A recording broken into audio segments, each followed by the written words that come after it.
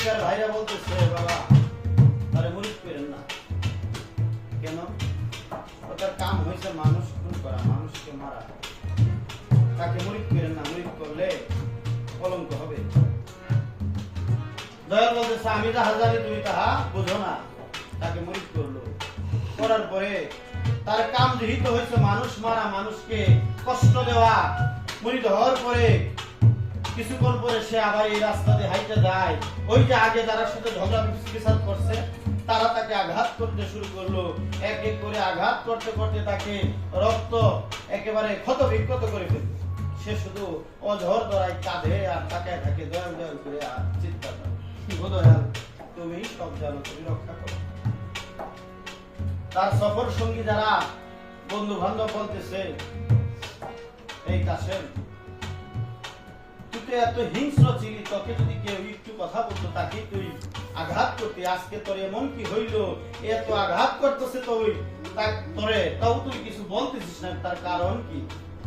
তার কারণ কি জানতে চাও?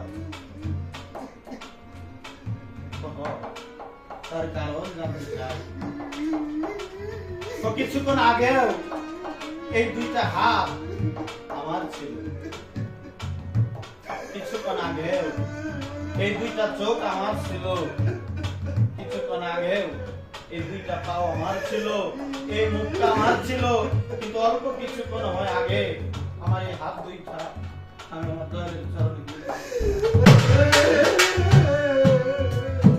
কিছুক্ষণ আগে আমার এই মুখটাও আমি দয়ালের চরণে দিয়েছি, আমার পাও দুইটাও আমার দয়ালের চরণে দিয়ে দিয়েছি।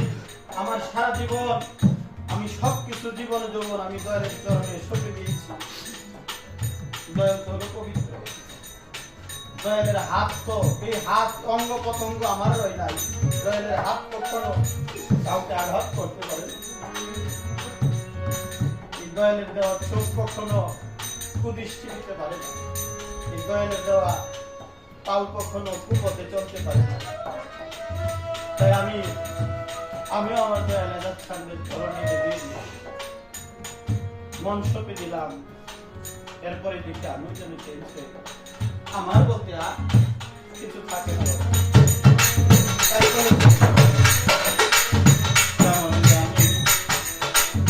হইয়া গেলাম